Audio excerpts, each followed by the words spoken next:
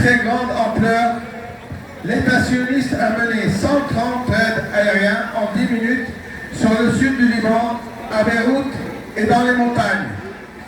Des attaques contre des civils et rien que des civils. Aucun site militaire n'a été visé.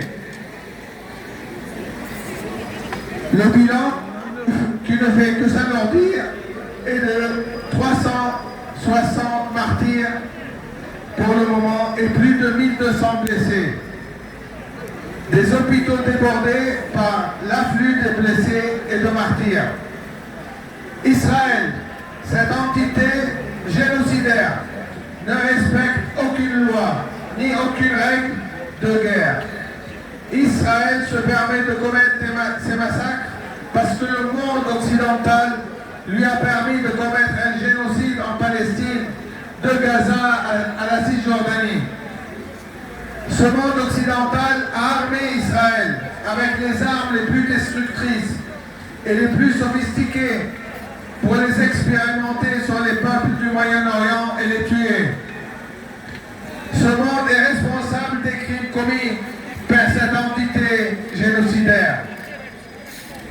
Israël justifie ses frappes en disant rechercher le Hezbollah. Mais le Hezbollah, ce sont aussi les enfants des villages et des villes libanaises. Ils sont sur le front, en train de se battre et donnent une leçon à l'armée la plus génocidaire du monde. Pourquoi bombarder les civils? Israël, cette entité colonisatrice, tue des civils parce qu'à la frontière, elle n'arrive pas à faire face aux résistants. Plus de 150 chars, plus de 600 morts et blessés dans l'armée israélienne. Du coup, Israël se venge sur les civils.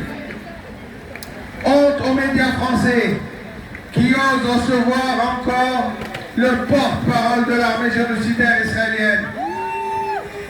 Ainsi que le Premier ministre est recherché pour crimes de guerre et leur ambassadeur à Paris.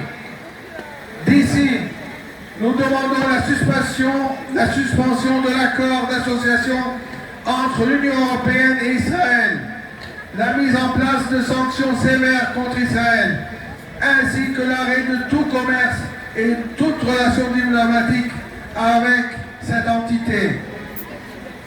Les Libanais ne renonceront pas à leur terre. Face à ces crimes, le silence n'est plus une option. Se taire, c'est être complice.